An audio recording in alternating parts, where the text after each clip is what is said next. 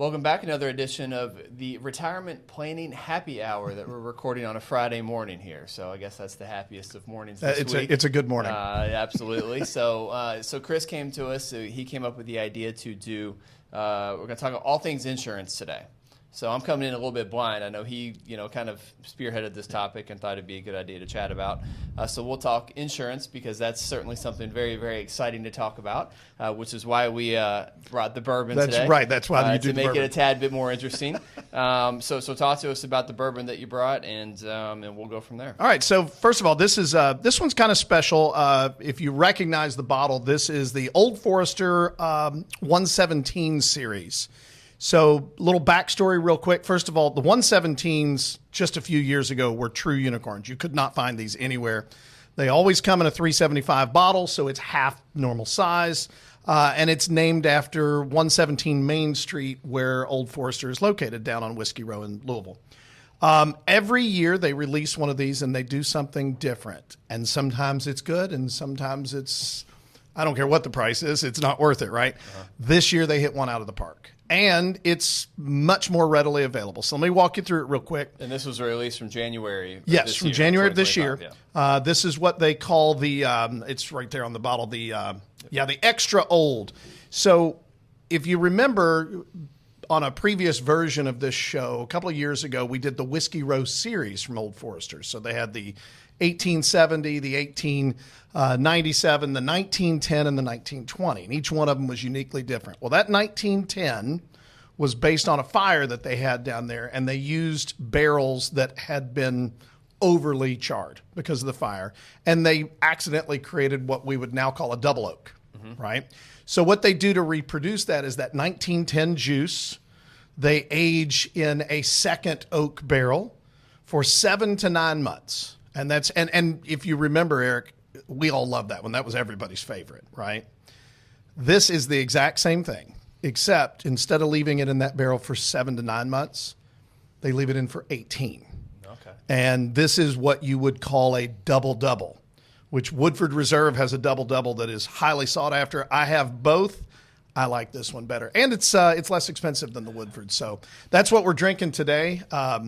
And thanks for the very healthy pour. Yeah, it's a nice healthy pour because, hey, vacation's getting ready to start. So you're starting to go down that vacation trail we were talking about before we started. Yeah. Going to see my daughter in France here very, very soon. So by the time this comes out, I'll probably be somewhere over in Europe. Yep. Yeah. Enjoy.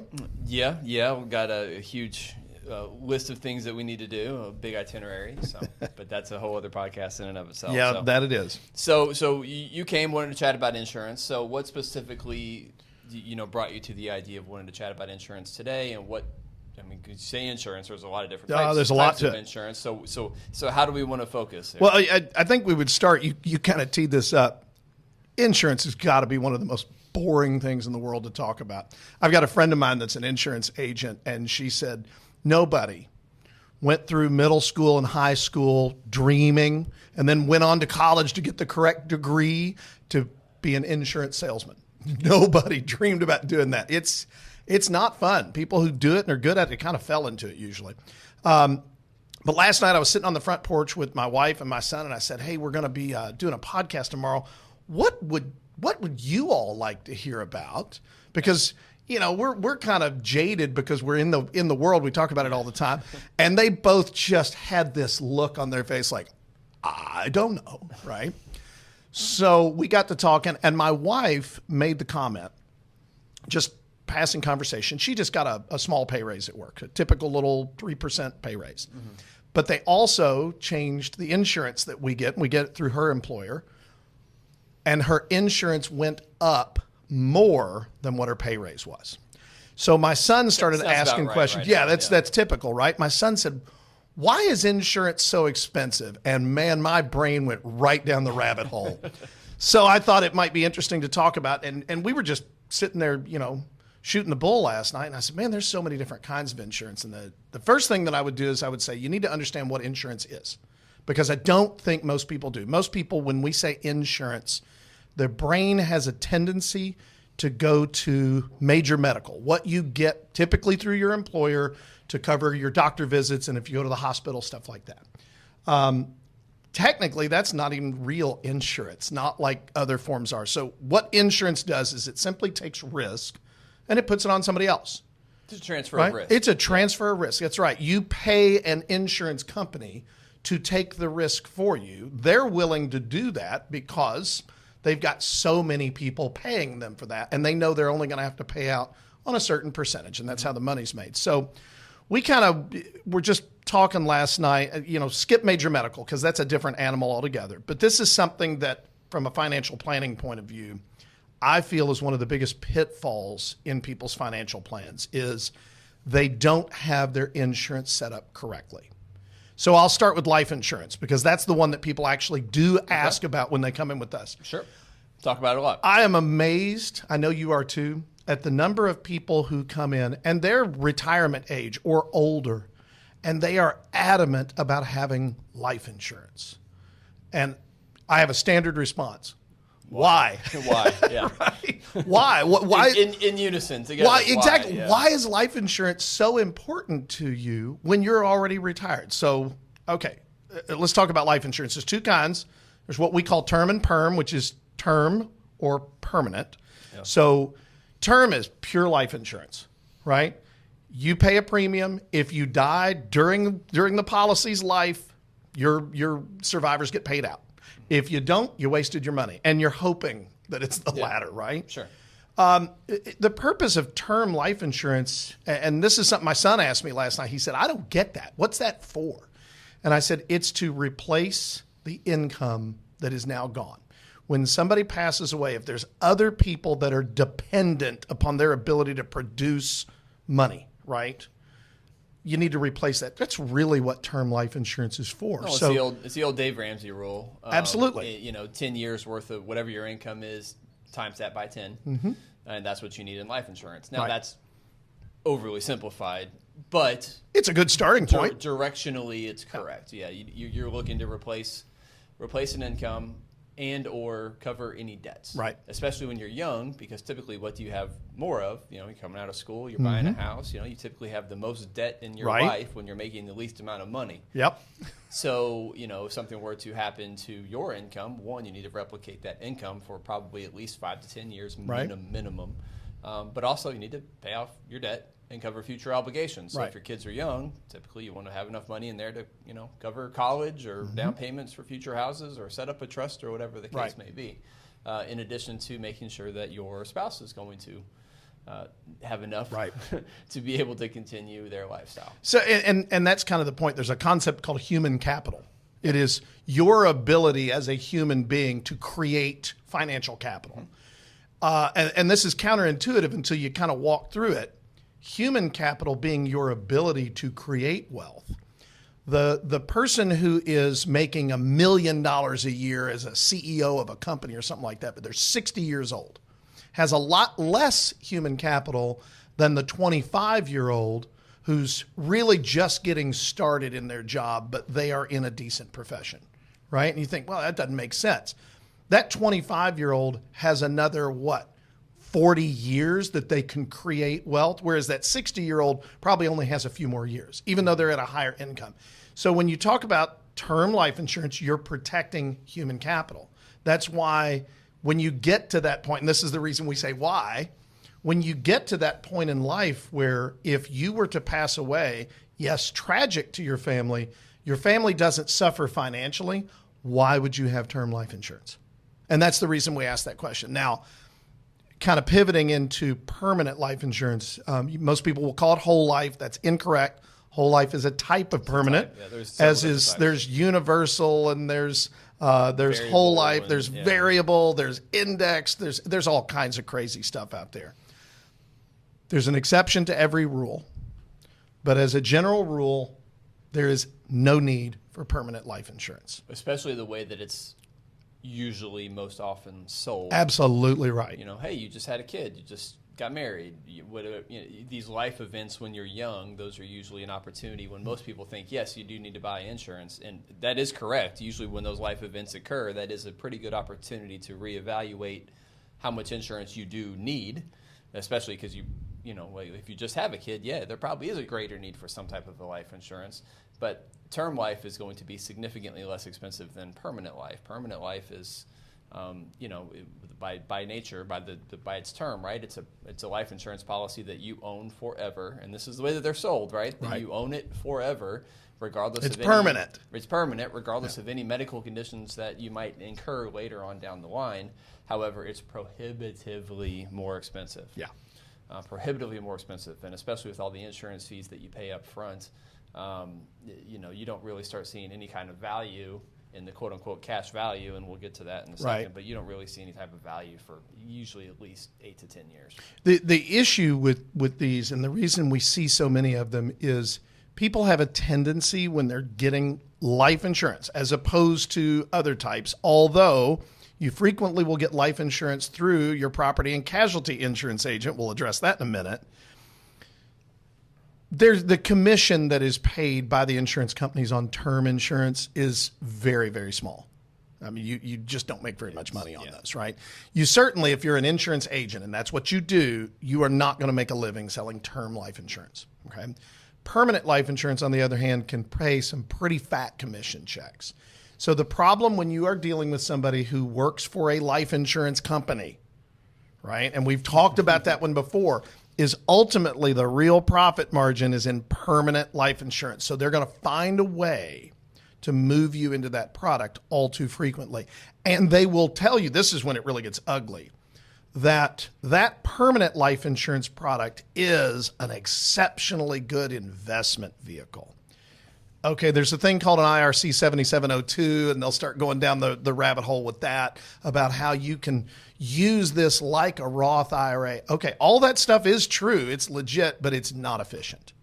It's just there are so many better ways to go about investing that money than doing it through permanent life insurance. So I met with a new client last night, first time, and they showed me a statement from a life insurance policy that they bought in 1990 when they first got married. Okay. The husband's about to retire, here in the next couple months, and so we're, obviously prepping the income and doing all that stuff. And he had this little policy he's been paying premiums on since 1990. A $75,000 death benefit. The cash value is only about $21,000 right now. He's been paying premiums every quarter, every quarter since 1990. And he's been getting, I think it was a 5%, a 5% dividend payout on the cash value. So he's been making nothing but 5% since 1990. If he had taken that premium that he was paying towards that life insurance policy, not only would he have more than that $75,000, not only would he have more than the $20,000 cash value, he would have more than the actual death benefit itself saved up in some type of an account, whether that's a Roth or pre-tax or brokerage account. It doesn't really matter. He would have had significantly more than what the value of the cash value he has in the life insurance policy is right now.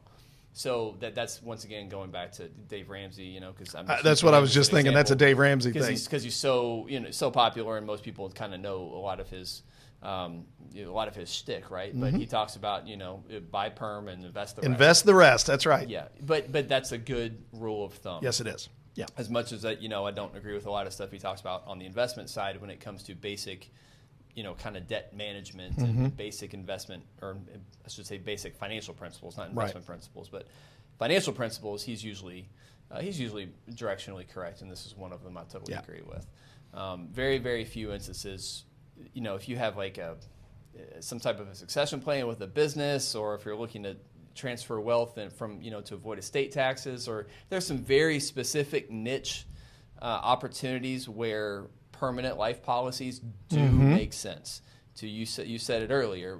There's always an exception. There's an exception to every rule, but 9 times for Joe average out there, you just nine times out of 10, 99 times out of 100, really term life policies are going to be far more beneficial. And as someone who pretty much only writes term life policies. Right. We are insurance agents, and we do it really basically as a service to our clients.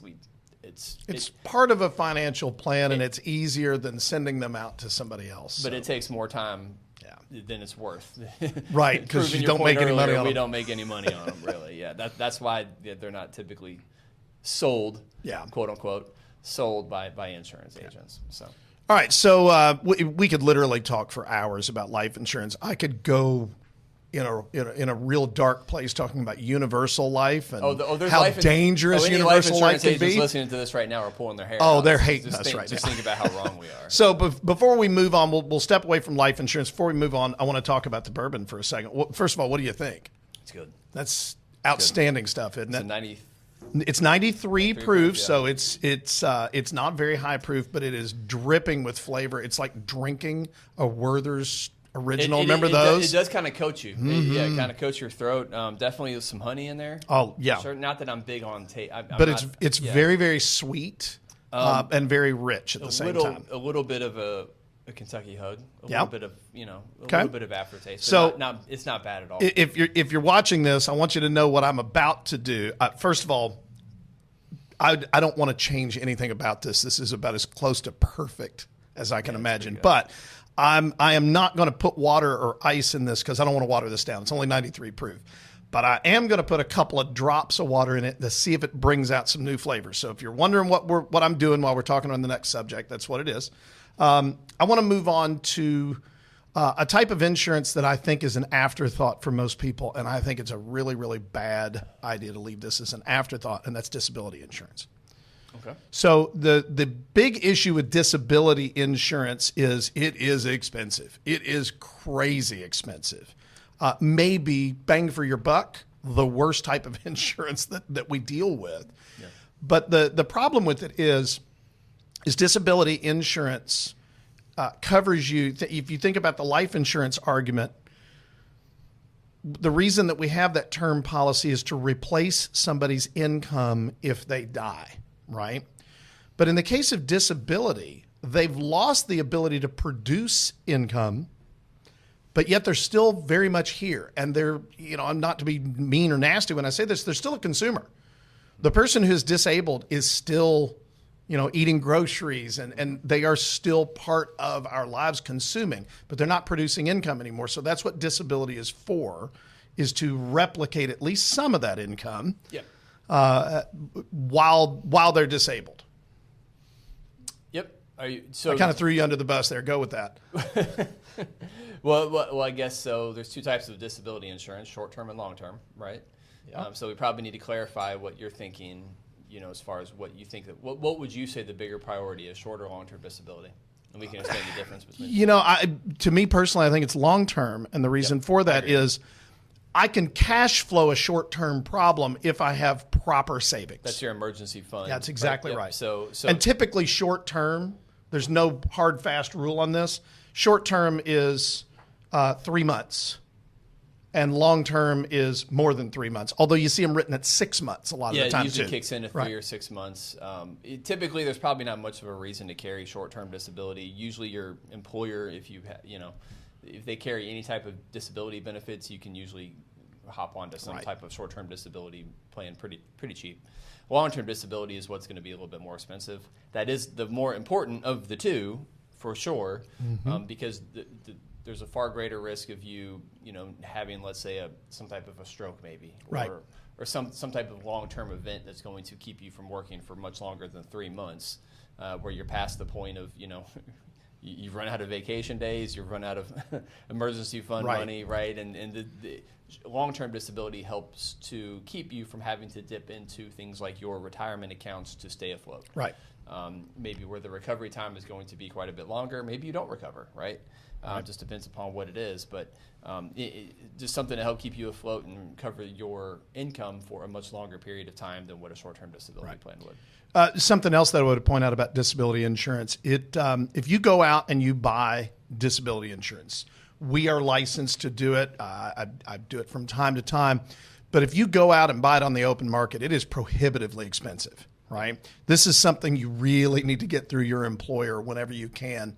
The only disability policies that I've written in the last 5 or 6 years were because they could not get it at work. Self-employed. Yeah, actually one of them was a physician where they did not cover that, and it just blew my mind that where she worked, this is a fairly high income earner, but she has no disability insurance. And I want to clarify something. Most people say, well, disability, I'm not going to fall and get hurt.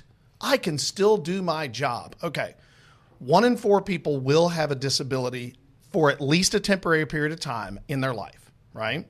And of that 1 in 4, 75% of them are due to illness, not injury. You can't necessarily avoid the illness thing. So just make sure that if you don't have it at work, that you do go shop it properly. Once again, I would not go to an insurance agent who specializes in it. This is one where I would go to a financial planner who is using it to prop up your plan. But if you can cash flow it, you're going to be better off doing it that way. And one of the main considerations that you need to consider, so let's say you have back surgery or something, or something that's going to be somewhat debilitating. You can, in a white collar world, right, because of COVID, we've become more accustomed to working at home. Everyone has computers and iPads, and a lot of jobs have the ability now to be able to work from home full time. Correct. Which is great. So a lot of people think, well, I'll just work from home, and I don't need to worry about this, right? Well, so I wrote a long-term disability policy on a photographer client of mine. A couple of years back, but he's self-employed. He's a photographer. If something were to happen to him, his job is a little bit more physical. He has to be out meeting with people. He has to use his hands. He has to, he can't work from home, right? You can't be a photographer sitting in your office. So those types of professions where you're going to be a little bit more active, where you have to be out in the community, especially if there's any kind of physicality involved. And when I say physicality, it doesn't necessarily mean working in a coal mine, right? Think about a physical therapist. My wife in a past job, she, in her past life, she was trained as a physical therapist. She got into her kind of mid-30s, and that became prohibitively more difficult for her to keep doing that job because she spends all day just working on people. Right. And that's a very physically demanding job as you get older. So she no longer actually does that in her, day-to-day life anymore, although she's still licensed, and if she ever wants to go back to it, she still can. But those types of jobs that, may not seem on the outside looking in like they're quote-unquote physical or demanding, but if something were to happen to you where you need to be out and about, it becomes a lot more hard, a lot more difficult to be able to do your job. Any type of job that you can't do sitting in your bed with a laptop, basically. So you bring up a really interesting point, and we'll kind of wrap up on this because I know disability might possibly be even less exciting than life insurance. Oh, yeah. Those policies are brutal to write too. Back to they're horrible. Going back to your comment about the amount of money we make on term life policy, disability policy. I hate them because I don't make very much money on them. But anyway, when you think about insurance in general, the cost of the premium is based upon the likelihood that you're going to have a claim, right? So, for example, a 25-year-old is going to have a whole lot lower premium for the same insurance policy, life insurance, than a 50-year-old because they're less likely to die, right? And by the way, women pay less than men for life insurance because men are more likely to die. My theory is because we do more stupid stuff. My wife agrees with me, but that's a different discussion. It's not the only reason. It's not the only reason. We're going to talk about auto in a minute. People who have a history of driving problems, younger people are going to pay more for auto insurance than somebody like me in their 50s with a clean record. Disability is based upon the likelihood of illness or injury, in particular injury, that you would not be able to do your job anymore. So we actually were talking about this last night. My son was asking me these questions. That's how exciting it is at our house. I was going to say, why are you and your son talking? I was making him stay off his phone, right? So anyway, if you think about it, somebody like us, we're going to pay a fairly low premium on disability insurance because we could continue to do our jobs as long as we still have mental acuity, right? You could be a financial planner and be a quadriplegic, right? It is still entirely possible to be very effective at that job with massive permanent injuries. On the other hand, the other extreme, my son said, what about a surgeon? I said, bingo. A surgeon needs their eyes, they need their hands, they have to have that dexterity. And I said, believe it or not, the most expensive policies by occupation, dentist. And he said, why? Why a dentist? I said, well, think about it. It's kind of like the surgeon. They still have to have their eyes. They still have to have their hands and all that dexterity. but they're also in a profession where they get bit a lot. Yeah. And you may go, well, okay, yeah, but that's not that big of a deal. Well, if you get bit on your fingers in the right way, you could end up with nerve damage. You could not do your job anymore. And you use your fingers to do right. your job. Yeah. So you can imagine, whereas that, as opposed to other jobs where you could be seriously injured and still be perfectly capable of doing your job. So disability is priced based upon the likelihood that you would not be able to do your job anymore. Okay. So, I'll stop before we move on to the next one, which is one of my favorites. And that is, what did you think about this once you put a little bit of water in it? Now, I know you just tried it. I will tell you it did change the flavor. I'm not going to say it changed it better or worse, but now I taste cinnamon, and I did not taste cinnamon before. Yeah. Yeah, I can taste that. It's a little spicier. Yes, it's spicier, and it's right on the tip of your tongue, which it wasn't before. Yeah. Which, okay, if you don't know anything about how the chemistry works here, you would think by watering it down, it doesn't have as much quote-unquote burn, right? Yeah. It actually has considerably more. Something about putting a couple drops of water just opens up different flavors. Yeah, which is unique. Usually it's the opposite. Yep.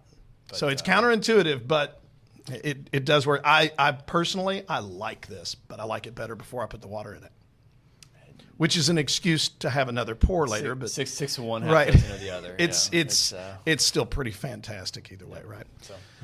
Okay, so let's move on to another one. This is one that I think is near and dear to everybody's heart because we all have to deal with this on a regular basis. We see advertisements for it all the time, and that is property and casualty insurance, or PNC is what we call it in our industry.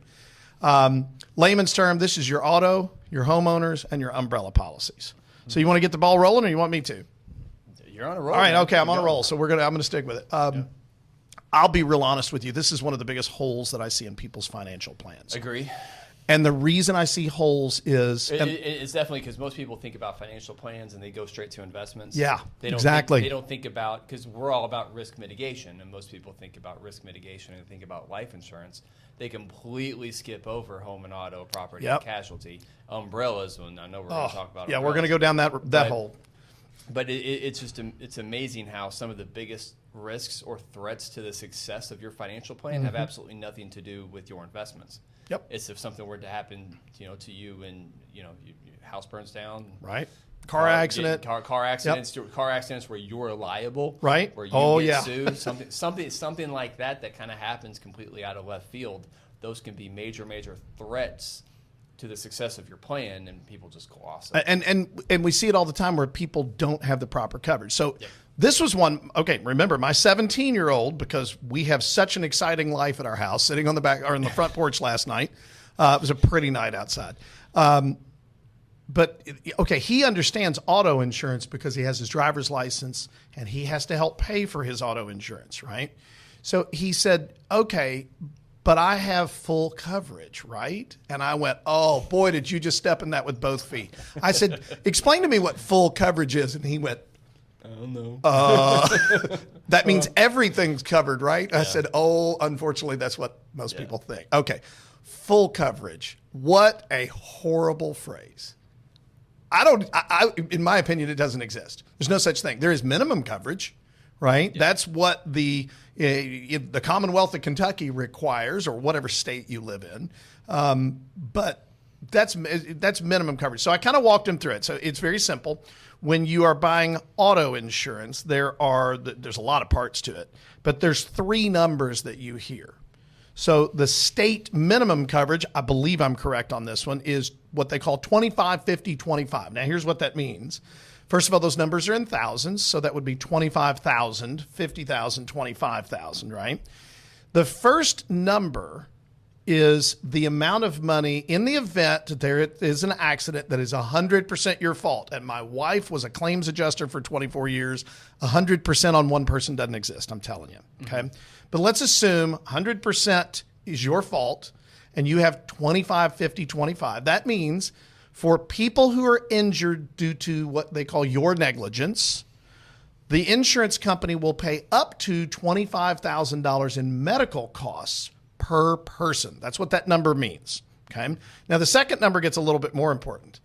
$50,000 is the amount that they will pay in medical bills for the entire incident, right? So if you got 3 people that are injured and all of them have a $25,000 bill, they're still only going to cover 50, right? The third number is property damage. That pays for the street lights and the mailboxes or the cars that are actually injured. We actually saw this happen in a neighborhood that we used to live in years ago. A lady in a very nice Audi SUV drove into somebody's house. Yeah, that was a fun night on our street. That would be the property damage part. Okay, if you've got 25, 50, 25. I just actually saw a story yesterday, as a matter of fact. Gilbert Arenas, the NBA player, his son, who is a top prospect, he's going to USC to play basketball, just got in a high-speed wreck in his Tesla Cybertruck. But he ran into a fire hydrant and a tree in a residential neighborhood and did some serious amount of damage. And that's what that third number would cover. So if you got minimum coverage, 25, 50, 25, I think it's pretty easy just from those examples. You can go above that. All right. That's why it's state minimum coverage. Wow, that's good. What most people consider to be full coverage is 100, 300, 100, right? And this is where I think people get in trouble. 100, 300, 100. Okay, so you have a car accident that is your fault, okay? Let's just say that you're on the interstate, you're running 70, right? So this is the speed limit, but all of a sudden people are slamming on their brakes because there's a deer, because there's construction, because there's a moron up there. It could be anything. Most likely a moron. I was going to say we see all those every day, right? Okay. So there's 2 cars in front of you. The first one slams on their brakes. The second one slams on their brakes but doesn't hit the first one, and then because you are looking at your phone. Or I actually had an idiot weaving in and around traffic this morning, Massachusetts plates, right? Like this. Got his cell phone back to his ear, and I probably said some things I shouldn't have. Got a Yankee in our list. The word Yankee definitely came out of my mouth along with a couple other things. But anyway, so you end up rear-ending that one, and you hit that car and you drive it into the one in front of you. So there's 3 people in the car in front of you. The little girl in the back seat is not wearing a seatbelt, right? Then there's 2 people in the car in front of it. That girl without the seatbelt gets slammed into a seat. They got a stat flight her to the hospital. Do you honestly think, remember 100, 300, 100 is what we were talking about, full coverage. Do you honestly think that $100,000 is going to cover her medical bills?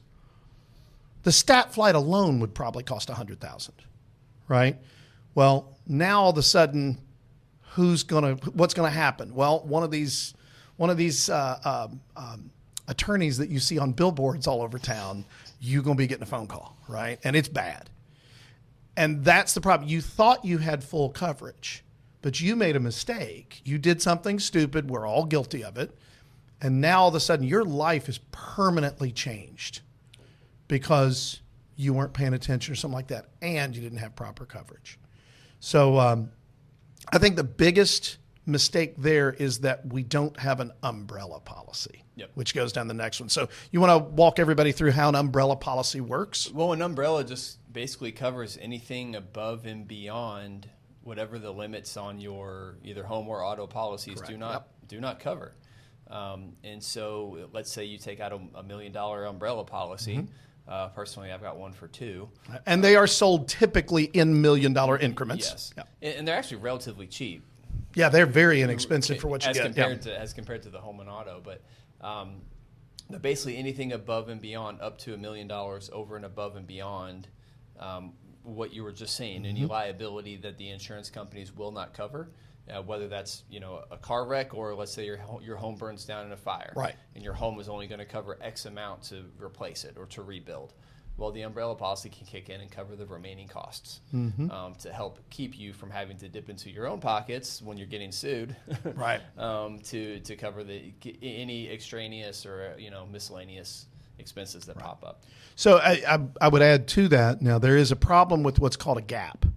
So umbrella policies will require a certain amount of underlying auto coverage. They key off the auto insurance, even though they cover the homeowners as well. They're usually sold together. Yes, and I would tell you, don't get an umbrella from one company and an auto policy from a different company with two different agents, because you'll end up with a gap. So, for example, let's just say that your $2 million umbrella you were talking about, mine requires what's called 250, 500, 100. Yours is probably similar, I don't guess. recall offhand, but yeah. So, but let's just say I had 100, 300, 100 because I got full coverage, right? And I've got this umbrella policy, and the umbrella requires 250, 500, 100, right? So now I'm in that accident that's my fault.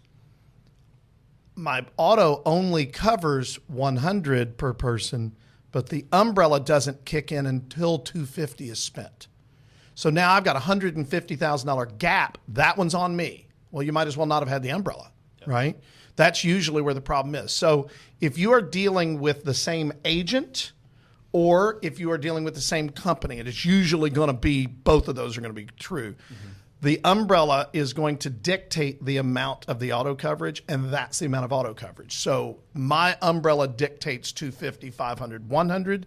That's what I've got. Yeah. Right. So I actually have, in an at-fault accident, I have $250,000 per person plus another $1 million if I go over that.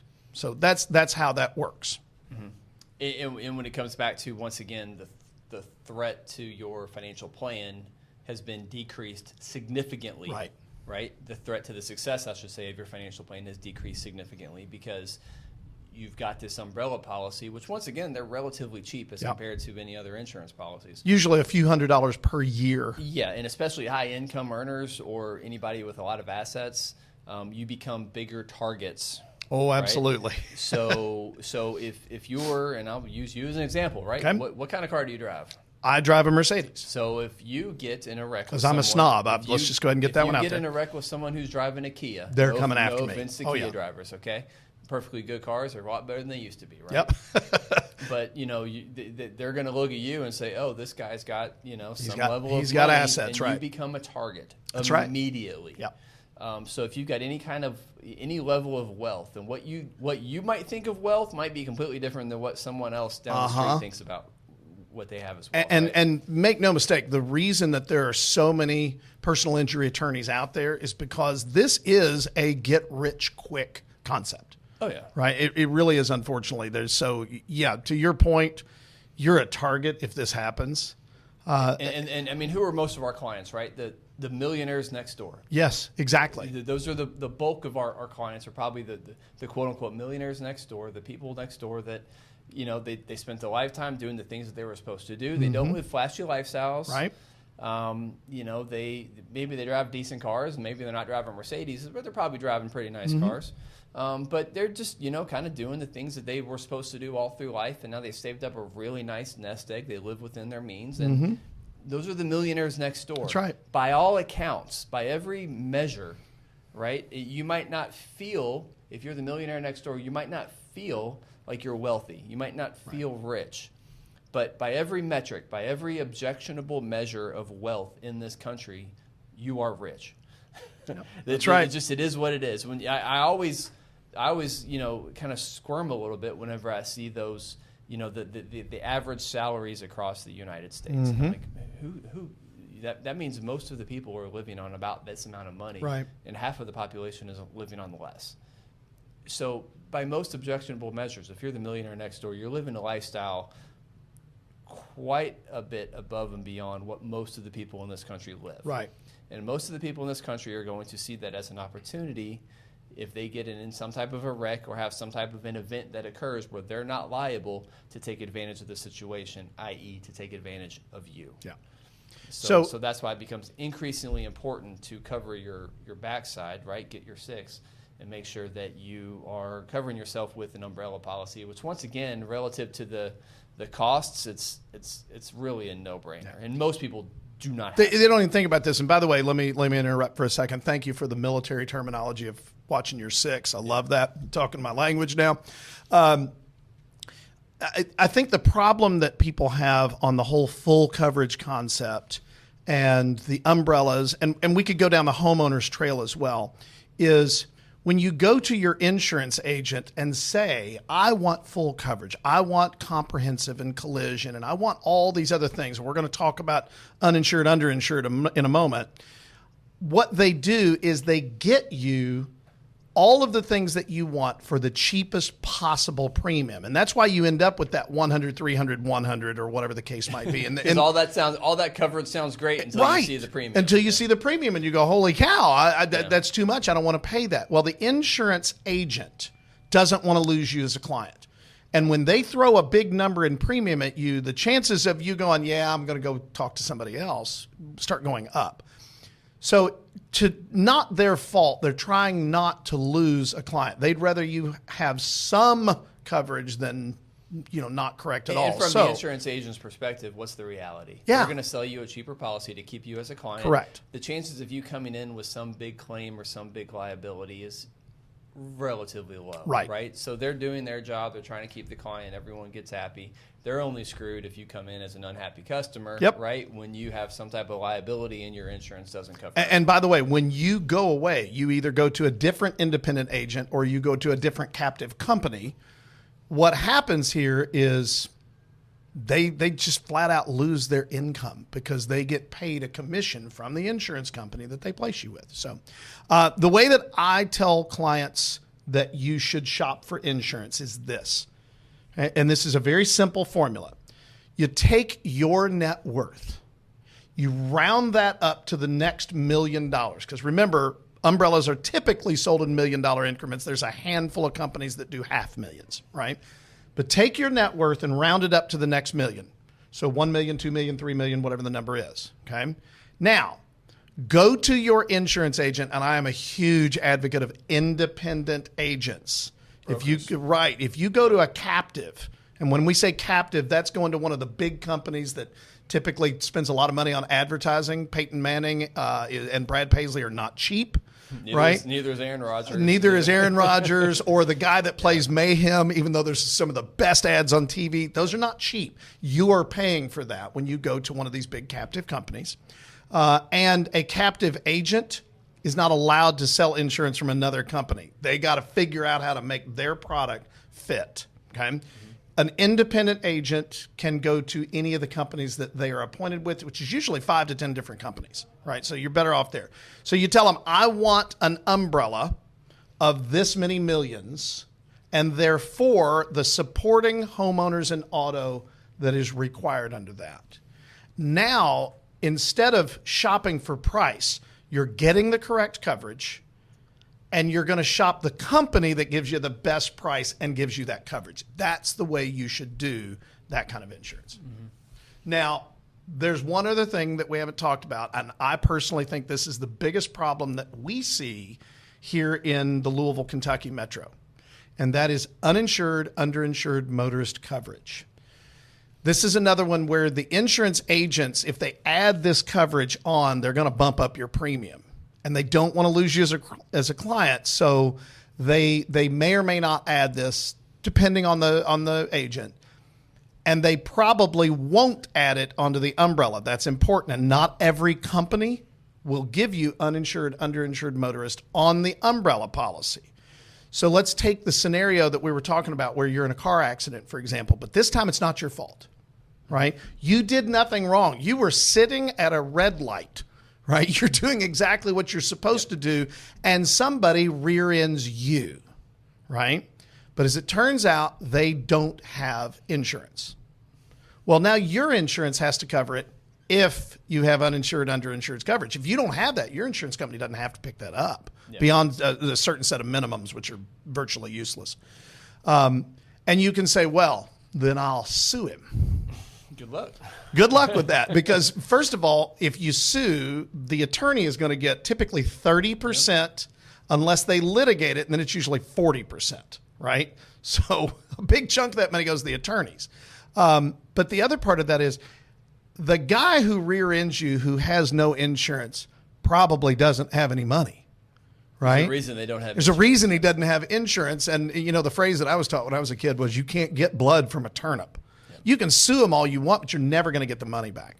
So uninsured, underinsured motorist coverage is critical. And in my opinion, it needs to be on the umbrella as well. Because if you have it, but you don't have it on the umbrella, and your agent may or may not tell you that because it's an extra part of the premium, that, in my case, that 250, 500, 100, okay, so I end up maxing out the 250, for example, but the umbrella won't kick in because it was somebody else's fault and they don't have insurance. So be very cautious that you're getting that. So I've heard this story numerous times, and this actually, I was a part of one of these stories as well. But I've had numerous examples where I've known people that have gotten in wrecks. They've maybe either been rear-ended or they rear-ended someone else, myself included. I was at a stop sign right around the corner from our office. It was just a stop sign. I was at a rolling stop sign. Just wasn't paying attention. I was looking left to see if anybody was coming. I thought the car and me had already gone forward. Yep. I was going 3 miles an hour, and I bumped into the car in front of me. By no means it was anything bad. Right. I immediately was like, I screwed up. My bad. Right. Okay. And so I, turned my car off. I opened the door. I started getting out of the car. The car in front of me took off. Yep. I've heard. I would bet a lot of money on why they took off. I've heard variations of this story numerous times, Yeah. and you can kind of guess, but these are probably not legal citizens of the United States that absolutely wanted no part of any police showing up Right. to anywhere that they're going to be. So they took off. And so, yes, now this was my fault. So, Right. It was totally my fault. It was very, very, very, I had a couple scratches on my bumper. It wasn't a big deal. Right. Buff those things out. That's not the part of the story. Right. The part of the story was I definitely ran into some folks that were not legal citizens, and I've heard so many variations of that story, whether they got hit or whether they were the ones that did the hitting, and the people they hit that you would think they would stick around, they took off because they did not want to be a part of this. So this actually happens significantly more than you would think. Let me add something to that. Yeah. When you say this happens a lot more than you would think. Now, my statistics are a couple of years old, but they probably are not going to be too far off. Kentucky, here in Kentucky where we live, Kentucky is the 4th highest state per capita in uninsured motorists in the country. And so if you want That's a terrifying statistic. And so when if you you think want to about know that. why those insurance rates keep going up, Bingo. they're not going up because of all the claims. They're going up because of all the people that don't have insurance that they have to cover. Right. It's the same reason when you go to the hospital. Everyone wonders why insurance rates go up on your medical insurance. Well, it's because of all the people that treat the emergency room like their primary care physician, Right. and they go to the hospital without any insurance. Well, the insurance has to eat those costs. That's right. So they make it up by the people that do have the ability to pay for their insurance premiums and do have the ability to pay for their bills. So the likelihood here in Kentucky of you being in an accident with someone that is not insured is extremely high compared to most other states. And by the way, I'll give you one guess. Which county in Kentucky is the highest percentage in Kentucky? What do you think? It's got to be Jefferson. Jefferson County, right here in Louisville, right? There is an incredible likelihood that if you are in an accident here, the other person is not insured. So, moral of the story, you have got to have that uninsured, underinsured motorist coverage. And if you really want to protect your financial plan, all the sacrifices that you've made to save money into your IRAs and your brokerage accounts and your emergency funds and all those things that you've done, if you want that money to not go away, you've got to have the proper insurance because bad things happen to good people all the time. And you're at a much greater risk of something affecting your plan on that side of the thing, on that side of their portfolio, other than like the investments collapsing. Yeah, right? exactly right. We do everything we can from a risk mitigation on the investment standpoint, but there's only so much we can do on that side. If you're getting sued and you don't have proper coverage, there's nothing we can do, right? We can't protect against that, right? That's right. So all that to say, that's probably a pretty good place to wrap things up. Yeah, I think so. Thanks for bringing the bourbon. This was a fantastic pour. So real quick, I will tell everybody that this was a unicorn once upon a time. It's not so much anymore. You're not going to find a lot of it out there, but you can find it. I think there's a lot of things that used to be unicorns that are and that's changing a little bit. The bourbon industry is it's slowed down. It's slowed down, which for those of us who are bourbon junkies, right? I don't care how big the market is. I'm still going to be a bourbon guy, right? I don't care if it's moving to tequila or rum or whatever. I'm still a bourbon guy. It's a great opportunity for me to get my hands at a lower price on stuff like this that is much more enjoyable than the entry level stuff. Yeah. So, and this is not entry level. This is not entry level. I will tell you that the retail on this right now, Old Forester originally markets it when they come out each year. You have to buy it online. That's the only option, or at the gift shop in downtown Louisville. Yeah. They sell it in 2 bottle packages. You can't buy one. You have to buy 2, and it's $120 for 2 bottles. So that's $60 a bottle for these half size, right? Once that's gone, then they allow some of it to go out to the retail stores, and the price goes to $70 for that little bottle. Yep. Is it worth $70? Well, we've had the pound puppy discussion many times. How much of a snob are you? You know, I have a problem. I love the good stuff, and I'm willing to pay for it, so it doesn't bother me as bad. For some people, they would be like, there's no way I would pay that, right? But it is what it is. Just be aware. If you find this out there, not all 117s are the same. There's a different release every year. They had a couple of years in a row that I was not a fan. This one, wow, what a fantastic pour that is right there. Yeah. Well, thanks for joining us as we talk about the very fun topic of insurance. Hopefully, so exciting. A little bit. Is more there exciting. Anybody listening that is still awake? But maybe next week we'll come back and talk about how evil the administration is, or how all the volatility in the stock market. So we're going to do politics next week? More of those sexy topics that, get all the coverage on the news, right, that everyone seems to care far more about than they really should. Yeah. But all that to say, thanks for joining us. We'll see you again next week, and talk to you soon.